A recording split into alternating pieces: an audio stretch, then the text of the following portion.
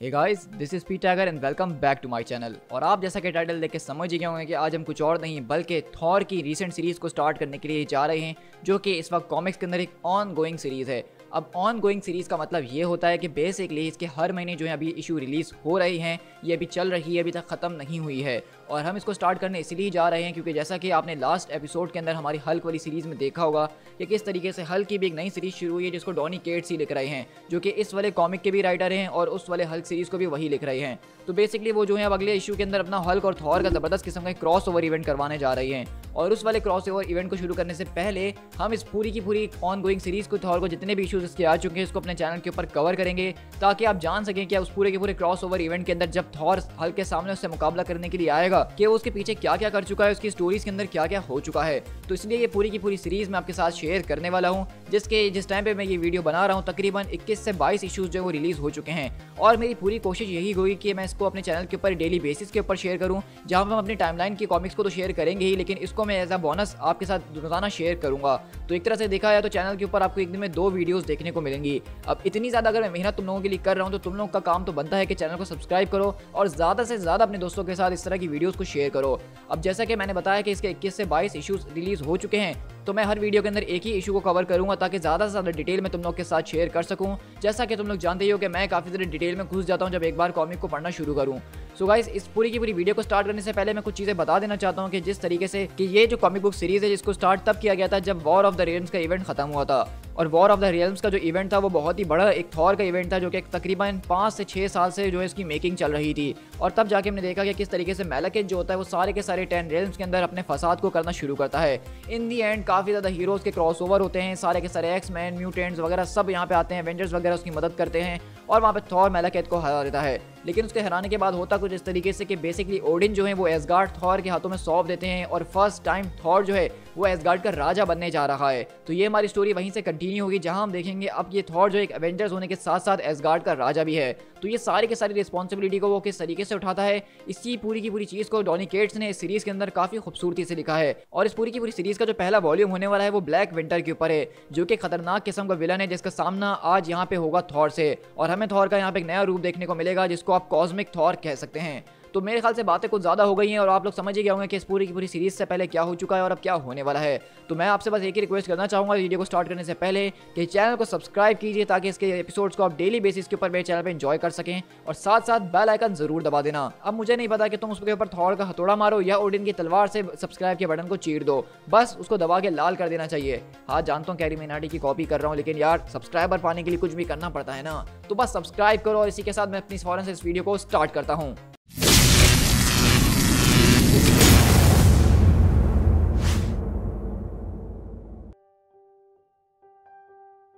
हमारी कहानी की स्टार्ट होती है far beyond the fields we know, यानी कि एक ऐसी जगह से जिसके बारे में हम लोग जानते नहीं, और वो स्पेस के अंदर। और कहानी की शुरुआत हमारी म्योनियर के साथ होती है जो कि यहाँ से वहाँ ट्रैवल करते हुए जा रहा है। अब हमें पीछे यहाँ पे बैकग्राउंड में एक नरेशन सुनाई जा रही है जो कि इतनी ज़्यादा इंपॉर्टेंट नहीं है, बस उसका मकसद ये कि किस तरीके से थॉर का हैमर म्योनियर जो है वो एक ऐसी स्पीड से गुजर रहा है जिसको समझना एक आम इंसान के लिए काफ़ी ज़्यादा अनइमेजिनेबल है।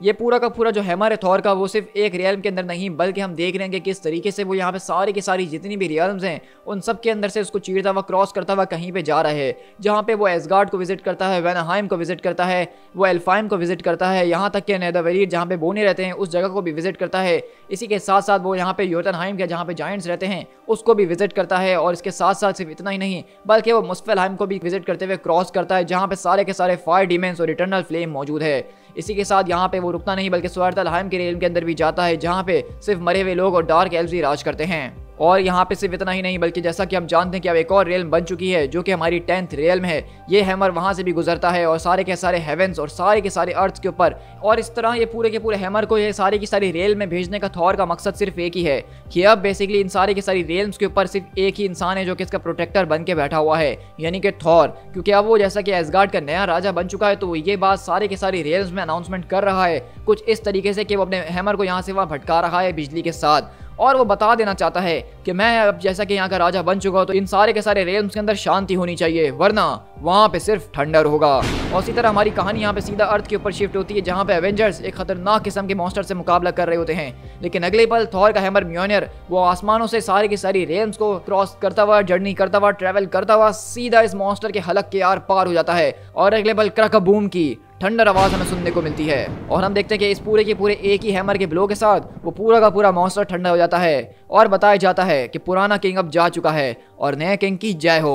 और उसी तरह हम देखते हैं कि थॉर का हैमर वहां पे जमीन के ऊपर पड़ा होता है, जिसके ऊपर लिखा होता है Whoever holds this hammer if they be worthy shall possess the power of Thor। जो पहले जो इसकी इंस्क्रिप्शन हुआ करती थी हैमर की, उसके ऊपर दे की जगह ही लिखा होता था if he be worthy, लेकिन हम देख रहे हैं कि किस तरीके से उसको चेंज करके दे कर दिया गया है। तो अगले पल आयरन मैन बोलता है कि व्हाट द हे, ये सब हो क्या रखा है, क्या किसी के पास यहाँ पे शार्पी मौजूद है इसको उठाने के लिए। लेकिन इसी तरह हम लोग यहाँ से ash gourd the city in sky home of the gods kingdom of Thor के अंदर शिफ्ट होते हैं, जहाँ पे हम देखते हैं कि थॉर यहाँ पे अपने रेनबो ब्रिज के ऊपर खड़ा होता है और अपने हैमर म्योनियर को समन करते हुए कहता है, क्या तुमने ये देखा लेडी सिफ? हाँ। तो सिफ बोलती है कि यस थॉर, मैं हर चीज को देख सकती हूँ। तो थॉर बोलता है कि सारे के सारे 10 रेल्म सिर्फ एक थ्रो के अंदर मैंने सारे के सारे 10 रेल्म्स को क्रॉस कर दिया, ऐसा तो ओडिन खुद भी नहीं कर सकते थे। तो सिफ बोलती है कि हाँ थॉर, आप बिल्कुल ठीक कह रहे हैं, ये सच में एक बहुत ही बढ़िया शॉट था।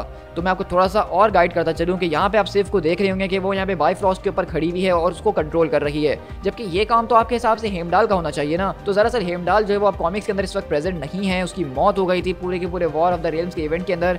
तो उसके बाद से जो उसकी सारी की सारी जिम्मेदारियां थी वो किसी और के पास नहीं बल्कि लेडी सिफ के पास आ चुकी हैं, और इस वक्त बाइफ्रॉस्ट की जो प्रोटेक्टर है, जो गार्ड है, वो सिफ है। तो वहीं से थॉर बोलता है कि तुमने बिल्कुल ठीक कहा, ये बस इतना ही था। तो बताओ क्या इसके अलावा कोई और भी चीज़ है जो कि इन सारी के सारी रेल्म्स में मेरी अटेंशन को रिक्वायर करती है? क्या किसी फ्रॉस्ट जायंट की कमर खुजा रही है और मुझे उसको सहलाने की जरूरत तो नहीं है? तो लेडी सिफ बोलती है, माय लॉर्ड, ये पूरा का पूरा बाइफ्रॉस्ट अब मेरी प्रोटेक्शन के अंदर है और आई एम अफ्रेड कि आपके वो सारे के सारे कमर सहलाने और खुजाने वाले टाइम खत्म हो चुका है, क्योंकि ये सारा का सारा काम अब मेरे पास आ गया है थॉर। तो आप इन सब की परेशानी करना छोड़ दीजिए, जाइए और जाके अब राजा बनिए। तो थॉर अपने हैमर को पकड़ता और कहता है, हाँ तुमने ठीक कहा, एक राजा। और इसी तरह हम देखते हैं कि वहाँ पे बेसिकली जब थॉर का हैमर वापसी आता है तो उसके ऊपर लिखा होता है nice shot, enjoy your retirement. यानी कि टोनी स्टार्क ने यहाँ पे बेसिकली थॉर को बोला है कि अपनी रिटायरमेंट को एंजॉय करो, क्योंकि अब थॉर का बेसिकली वॉरियर वाला रोल यहाँ पे खत्म होता है। अब वो एसगार्ड का राजा बन चुका है, तो उसको एक राजा वाला रिस्पॉन्सिबिलिटी तो अपने कंधे पे उठाना है। और वहीं से सिर्फ बोलती है कि आप ज़्यादा परेशान होने की कोशिश नहीं कीजिए माय लीज, वैसे भी आप एसगार्ड के राजा बन चुके हैं, जिसका इंतजार आप बचपन से ही करते आए हैं और हमेशा से बनना चाहते थे। तो थॉर बोलता है कि ए, तुमने ठीक कहा कि बचपन से मैं जरूर ऐसा चाहता था, लेकिन एक राजा है क्या एक गॉड की नज़र में? और हमें बताया जा रहा होता है कि अब काफी महीने गुजर चुके हैं वॉर ऑफ द रेल्म्स को खत्म हुए हुए, जिसने एसगार्ड को बर्बाद कर दिया था, और उससे भी कहीं ज्यादा महीने गुजर चुके हैं जब से थॉर ने सारे के सारे घर को रीबिल्ड करना शुरू करा है अपनी इमेज के अंदर। अब ये एसगार्ड वैसा नहीं दिख रहा है जिस तरह पहले कभी दिखा करता था, जो कि चमकता हुआ एक गोल्डन पैलेस हुआ करता था, जहाँ पे ऑल फादर आके अपने सिंहासन पे बैठा करते थे। अब जैसा कि यहाँ पे नया राजा आया है, तो इस राजा ने इस पूरे की पूरी चीज को अपनी ही इमेज में बनाया है। उसने अपना सिंहासन जो है वो लकड़ी से बनाया है और पत्थरों के जरिए इसने इस पूरे के पूरे सिंहासन को यग्ड्रासिल वर्ल्ड ट्री से ही ग्रो किया है और अपने हैमर के जरिए शेप किया है। इस सब के ऊपर एक नॉर्डिक रून नजर आ रहा है जिसको थॉरी सास कहते हैं। इस सिंबल का मतलब यही है कि ये सिंबल जो है डिफेंस और डिस्ट्रक्शन दोनों को ही रिप्रेजेंट करता है। अब जैसा कि यहाँ पे थॉर का चार्ज है, तो यहाँ पे नाम भी सिर्फ थॉर का ही चलेगा।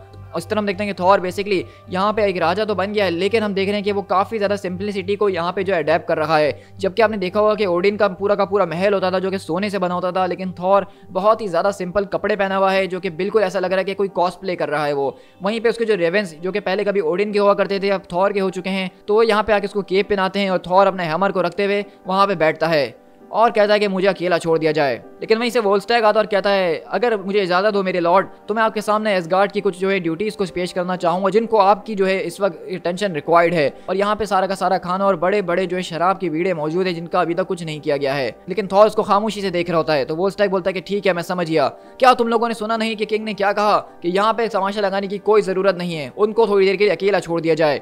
तो वहीं से वो लोग बोलते हैं, लेकिन माय लॉर्ड, उन शराब का क्या करना है? तो कहता है, अरे यार, उसको हम बाद में देख ही लेंगे माय किंग, हम यहाँ से जा रहे हैं। और इसी तरह हम देखते हैं कि बेसिकली वोल्स्टैग यहाँ से सबको लेके जाता है और दरवाज़ा बंद कर देता है। और हम देख रहे हैं कि थॉर हमें यहाँ थोड़ा कुछ परेशान नजर आ रहा है। तो वहीं से एक आवाज़ आती है, तो आखिरकार कैसा लग रहा है तुम्हें हमारे फादर के सिंहासन पर बैठ के? हाँ। तो वहीं से हम देखते हैं कि लोकी आता है और थॉर बोलता है, मुझे इस बारे में नहीं पता चल सकता कभी भी मेरे भाई, क्योंकि मैं तो अपने सिंहासन के ऊपर बैठा हुआ हूँ। तो वहीं से लोकी बोलता है, अच्छा, मतलब तुम काफ़ी नर्वस हो। क्या तुम उस बड़ी स्पीच को लेकर नर्वस हो रहे हो जो तुम अभी कुछ देर में जाके देने वाले हो? आफ्टर ऑल सारा का सारा एसगार्ड यहाँ पे जमा होने वाला है और तुम्हारे गोल्डन वर्ड्स को सुनने के लिए बेसब्री से इंतजार कर रहा है और न जाने तुम्हारे मुंह से वो रॉयल शब्द निकल भी पाएंगे कि नहीं। तो थॉर बोलता है कि इन सारी की सारी चीजों के अंदर मैं नया नहीं हूँ लोकी, मैं पहले भी काफी बार लोगों को भाषण और स्पीचेस दे चुका हूँ। तो लोकी बोलता है ओ हाँ, तुमने बिल्कुल ठीक कहा, लेकिन वो सारे के सारे भाषण किस बारे में होते थे? कि आर्मीज को किस तरीके से मारना है, कि किस तरीके से एसगार्ड को डिफेंड करना है, किस तरीके से दुश्मनों को खत्म करना है। लेकिन इस बार ये सारी की सारी चीजें अलग है ना। मैं ठीक कह रहा हूँ ना? I mean कि तुम्हें यहाँ पे जो भाषण देना है उसके जरिए तुम्हें लोगों को इंस्पायर करना है, ना कि उनको जोश दिलाना है। तो वहीं से थॉर बोलता है जरा एक बात तो बताओ king Loki, Lord of the Frost giants, क्या वाकई में अब तुम लोगों के बीच ये सारी की सारी रस्म और रिवाज खत्म हो चुके हैं कि जब एक राजा दूसरे राजा से मिलने के लिए आता है तो वो झुकता है? और इसी तरह हम देखते हैं कि यहाँ पे थॉर लोकी को एक खतरनाक किस्म का ताना मारता है और लोकी ये सुन के फौरन से वहाँ पे उसके सामने झुकता है। क्योंकि मैं आपको थोड़ा सा दोबारा से गाइड करता चलूँ, जैसा कि मेरा काम है आपको बार बार इंटरप्ट करना, सॉरी, लेकिन यहाँ पे लोकी जो है वो इस वक्त फ्रॉस्ट जायंट्स यानी कि योतनहाइम का राजा बना हुआ है और इस तरह एसगार्ड का राजा जो है इस वक्त थॉर है। लेकिन अगले पल हम देखते हैं कि थॉर वहां से अपने कुर्सी से उठता और कहता है कि मुझे अकेला छोड़ दो लोकी, और अगर तुमने दोबारा से इस तरह मेरे किंगडम में बिना बताए घुसने की कोशिश करी तो मैं अपने कौओं के जरिए तुम्हारी खोपड़ी से तुम्हारी आंखों को नुचवा लूंगा। लेकिन हम देखते हैं कि जब थॉर अपने हैमर को यहाँ पे उठा के आगे बढ़ रहा होता है तो अचानक वो यहाँ पे हिचकिचाता है। तो वहीं से लोकी इस बात को नोट करते हुए बोलता है तो मतलब ये भारी होना शुरू हो चुका है तुम्हारे लिए? तो ये देख के थॉर पीछे पलटता और कुछ कहता नहीं है। तो लोकी बोलता है कि मैं म्योनियर की बात कर रहा हूँ, क्योंकि मुझे नहीं याद कि इससे पहले मैंने तुम्हें कभी देखा हो कि तुमने कभी इस हैमर को उठाया और उस पर जान लगाने की कोशिश की हो, लेकिन अब तुम ऐसा कर रहे हो। लेकिन ये सुन के हम अगले पल देखते हैं कि थॉर को गुस्सा आता है और वो पीछे पलट के अपना हैमर लोकी की तरफ फेंकता है और लोकी बोलता है कि नहीं प्लीज ऐसा नहीं करो। लेकिन अगले पल लोकी बोलता है ये तुम कैसे कर रहे हो? क्योंकि हम देखते हैं कि बेसिकली म्योनियर जो है वो हवा के अंदर ही रुक गया होता है और ये देख के लोकी एकदम हैरत में आ चुका है, क्योंकि इससे पहले कभी थॉर ने कभी कुछ ऐसा नहीं किया। तो थॉर बोलता है कि अब मैं यहाँ का ऑल फादर बन चुका हूँ लिटिल ब्रदर, और ऑल फादर बनने के साथ अपने ही कुछ फायदे होते हैं। और उसी तरह हम देखते हैं कि थॉर हवा में से उस हैमर को उठाता और कहता है कि अब मेरे ख्याल से तुम्हें आज के बाद ये बात हमेशा ही याद रहेगी। और इसी तरह हम देखते हैं कि थॉर अपने रास्ते यहाँ से जाता है अपने सारे के सारे लोगों से खिताब करने के लिए। लेकिन हमें बताया जाता है कि किस तरीके से लोकी जो है बहुत ज़्यादा चीज़ों के बारे में गलत होता है, लेकिन आज वो दो चीज़ों के बारे में बिल्कुल ठीक है। सबसे पहली बात तो ये है कि गॉड किंग ऑफ एसगार्ड जो है उन्होंने पहली बार म्योनियर के वजन को महसूस किया है। ऐसा लग रहा है कि ये हैमर उनके लिए भारी होते जा रहा है। अब इसके रीजन अभी तक हमारे राजा को पता नहीं है, लेकिन बहुत जल्द उनको पता चल जाएंगे, और जब उनको पता चलेंगे तो वो ये ख्वाहिश करेंगे कि उनको कभी ना पता चलता तो ज़्यादा बेहतर होता। और रही बात दूसरी कि थॉर को इंडीड यहाँ पे काफ़ी ज़्यादा नर्वस महसूस हो रहा है, क्योंकि इतने ज़्यादा बड़ी गैदरिंग के सामने इतनी बड़ी एक स्पीच को देना जो कि उसने कभी नहीं दी है, ये इसके लिए घबराहट वाला काम तो हो ही सकता है। लेकिन प्राइवेट आवर्स के अंदर हमारे गॉड ऑफ थंडर ने अकेले में स्पीच को बार बार ऑडियंस के सामने पढ़ने की प्रैक्टिस करी है अपने हैमर के रिफ्लेक्शन में देखते हुए। लेकिन जब वो इस पूरी की पूरी स्पीच को शुरू कर रहे थे तो अचानक उन्होंने महसूस करा कि उनके पूरे के पूरे किंगडम का टेम्परेचर एकदम से नीचे गिर गया है, और उन्होंने देखा कि बिन मौसम यहाँ पे बर्फ गिरना शुरू हो गई है, जो कि बिल्कुल भी मेक सेंस नहीं बना रही थी। तभी हमारे किंग ने इस बात को रियलाइज करा कि शायद वो जो बातें यहाँ पे करने के लिए आए हैं वो आज यहाँ पे कर ना पाएंगे। क्योंकि अगले पल हम देखते हैं कि थॉर आसमान की तरफ देखते और बोलता है ओडिन्स बियर्ड, क्योंकि हम देखते हैं कि वहां से आसमान से दरअसल कुछ और नहीं बल्कि हम देखते हैं कि यहाँ पे गैलेक्टस जो होता है वो बहुत ही ज्यादा बुरी हालत में आके सीधा एसगार्ड के ऊपर क्रैश करता है। और ये देख के पूरा का पूरा एसगार्ड चीखना चिल्लाना और यहाँ से वहां भागना शुरू कर देता है, क्योंकि सब जानते हैं कि गैलेक्टस कौन है और वो क्या कर सकता है। लेकिन वहीं पे जैसा कि थॉर यहाँ का राजा, एक प्रोटेक्टर, एक वॉरियर सब कुछ है, तो अगले पल आसमान के अंदर बिजली कड़कने की आवाज आती है और उसके साथ सीधा सिर्फ दो ही अल्फाज आते हैं, गैलेक्टस तुम्हारी इतनी हिम्मत।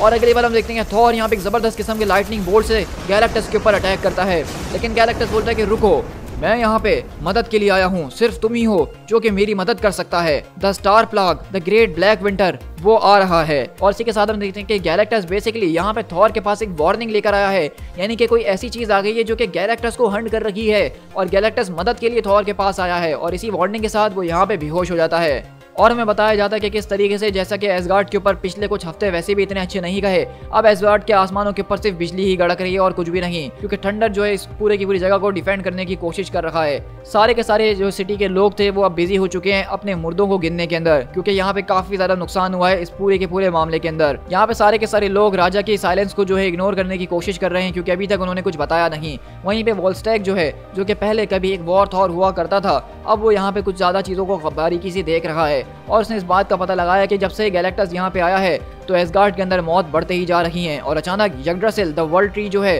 वो जमना शुरू हो गया है और वो पिघलते जा रहा है। ऐसा लग रहा है कि वर्ल्ड ट्री बहुत जल्द खत्म होने वाला है। लेकिन हम चलते हैं फिर थॉर की तरफ, जहाँ पे थॉर हम देखते हैं कि बैठा उधर कहता है कि मेरे रेवेंस ने सारी की सारी गैलेक्सीज को छान मारा ताकि वो तुम सबको ढूंढ के यहाँ पे लेकर आ सके। तो मैं तुम लोग का शुक्रिया अदा करना चाहूँगा कि तुम लोगों ने मेरी कॉल को आंसर करा। तो अब तुम में से क्या मुझे कोई बता सकता है कि आखिरकार ये स्टार प्लेग है क्या चीज़? और इसी तरह हम देखते हैं कि यहाँ पे दरअसल थॉर ने किसी और को नहीं बल्कि गैलेक्टस के जितने हेराल्ड्स थे उन सब की मीटिंग्स को यहाँ पे गैदर करा है, क्योंकि जैसा कि गैलेक्टस यहाँ पे मदद के लिए आया है और वो एक प्लाग की बात कर रहा है, स्टार प्लाग, तो उसके बारे में थॉर को कुछ नहीं पता। तो थॉर ने उसके सारे के सारे हेराल्ड्स को बुला लिया जिनको पता हो सकता है, जिसके अंदर फायर लॉर्ड हो गया, कॉस्मिक गोस्ट राइडर हो गया और बाकी जो दूसरे अब तक जितने भी उसके जो है हेराल्ड रह चुके हैं वो सब यहाँ पे मौजूद होते हैं। लेकिन हम देखते हैं कि थॉर यहाँ पे गुस्से से पागल हो रहा है और कहता है what is the black winter? क्या तुम में से कोई है जो मुझे इस बात का जवाब दे सकता है? लेकिन अगले पल हम देखते हैं कि कोई सिल्वर यहाँ पे अपनी एंट्री मारता और कहता है it is the end of everything. Hello Thor. तो वहीं से थॉर खड़ा होता और कहता है कि नॉरिन माय फ्रेंड, आखिरकार तुम्हारे साथ ये क्या हुआ है? क्योंकि हम देख रहे हैं कि सिल्वर सर्फर हमें अब सिल्वर नहीं बल्कि ब्लैक नजर आ रहा है और वो बताता है कि ये एक कहानी है जो कि मैं तुम्हें कभी और सुनाऊंगा, लेकिन अभी हमें जो है फौरन से इस मामले के ऊपर जांच पड़ताल करनी होगी। इसी तरह हम देखते हैं कि सिल्वर सर्फर बोलता है तो ये बताओ कि आखिरकार तुम्हें गैलेक्टस की पैदाइश के बारे में कितना पता है, कि वो कैसे पैदा हुआ है? क्या तुम जानते हो कि वो आया कहाँ से है? तो वहीं से कॉस्मिक गोस्ट राइडर बोलता है कि हाँ, वो एक एक्सप्लोरर हुआ करता था इससे पहले वाली यूनिवर्स के अंदर जो कि गैलन ऑफ द प्लेनेट टा था, लेकिन कुछ अननोन रीजंस की वजह से उसकी जो यूनिवर्स थी वो मरना शुरू हो चुकी थी और जब उसकी यूनिवर्स खत्म हुई तो उस यूनिवर्स के खत्म होने के बाद वो सिर्फ अकलौता सर्वाइवर था और वो जब हमारी इस यूनिवर्स के अंदर आया तो वो गैलेक्टस के अंदर ट्रांसफॉर्म हो गया। लेकिन वहीं से सिल्वर सर्फर बोलता है कि नहीं, वो कोई अननोन चीज नहीं थी जिसने उस यूनिवर्स को खत्म करा था, बल्कि वो द स्टार प्लाग था, the blight storm, not the blizzard, the rod blizzard. इसके बहुत से नाम हैं लेकिन सच्चाई सिर्फ एक के अंदर है कि वो हर एक चीज का अंत है, द ब्लैक विंटर। तो आज हमें बेसिकली इस कॉमिक के अंदर ये बात बताई जा रही है कि मार्वल में जो इससे पहले वाली मल्टीवर्स थी उसको हमें आज तक हमें ये जरूर पता है कि वो खत्म हुई थी और गैलेक्टस उसका एक आखिरी सर्वाइवर था जो कि इस यूनिवर्स में आने के बाद गैलेक्टस बना था। लेकिन आज हमें यहाँ पे ये नई चीज डॉनी केट्स ने इंट्रोड्यूस करवाई है कि उस यूनिवर्स के खत्म होने के पीछे की जो वजह थी वो ब्लैक विंटर था, जो कि अब हमारी इस यूनिवर्स में भी आ चुका और गैलेक्टस उससे ही बच के भाग रहा है। तो डॉनी केट्स मेरे फेवरेट राइटर बहुत जल्द इसलिए बन गए हैं क्योंकि वो जो है हर किसी सीरीज के अंदर भी हाथ डालते हैं तो वो उसकी मिथोस को जो है चेंज करना शुरू कर देते हैं, उसकी फ्लैशबैक्स में जाके उसकी चीज़ों के अंदर एडिशन करते हैं जो कि स्टोरीज को काफ़ी ज़्यादा स्ट्रॉन्ग और बहुत ज़्यादा इंपॉर्टेंट बना देती है। तो वहीं से थॉर बोलता है कि ये बताओ कि आखिरकार हम इस चीज़ को रोक कैसे सकते हैं? तो सिल्वर सर्फर बोलता है कि हम उसको नहीं रोक सकते हैं, द ब्लैक विंटर ने इससे पहले वाली यूनिवर्स को खत्म कर दिया जो कि हुआ करती थी। थॉर, गैलेक्टस जो है वो डिवाइवर ऑफ द वर्ल्ड्स है, लेकिन ये ब्लैक विंटर ये पूरी रियलिटीज को डिवायर करता है। हाउएवर ये बात मानने वाली है कि सिर्फ गैलेक्टस ही एक ऐसा अकलौता इंसान है जो कि इस पूरे के पूरे ब्लैक विंटर को सर्वाइव कर चुका है और अभी की बात की जाए तो वो 2 बार कर चुका है। एक पहले जब वो एक टा के अंदर एक आदमी हुआ करता था और अभी कुछ हफ्तों पहले उसने विटनेस करा कि वो शायद यहाँ पे आ चुका है तो वो उससे बचते बचाते बहुत बुरी तरीके से एसगार्ड के ऊपर क्रैश करा है। अब मेरे ख्याल से गैलेक्टस ही वो शख्स होना चाहिए जो कि इस ब्लैक विंटर से जाके मुकाबला करे, लेकिन उससे पहले हमें उसको फीड कराना होगा क्योंकि गैलेक्टस काफी ज्यादा अब कमजोर हो चुका और वो मुकाबला करने के काबिल नहीं है। जब मैं उसका हेराल्ड हुआ करता था तो मैं उसके लिए प्लैनेट्स को खोज के निकाला करता था और मैंने उसके लिए ये 5 स्पेशल प्लैनेट्स आज तक उससे छुपा के रखे हुए थे क्योंकि ये वर्ल्ड्स काफी ज्यादा रेयर हैं और इनके अंदर काफी यूनिक एनर्जीज मौजूद हैं जिसको अगर गैलेक्टस ने एक बार कंज्यूम कर लिया तो गैलेक्टस इतना ज्यादा पावरफुल हो जाएगा, इससे ज्यादा पावरफुल हमने पहले कभी उसको कभी नहीं देखा, अपनी इमेजिनेशन से भी ज्यादा। मैंने ये सारे के सारे वर्ल्ड्स गैलेक्टस की नजर से छुपा के रखे हुए थे ताकि वो कभी इतना ज्यादा पावरफुल ना हो सके बहुत लंबे अरसे तक। लेकिन अब मुझे लगता है कि मुझे ये गैलेक्टस के साथ शेयर करना ही होगा,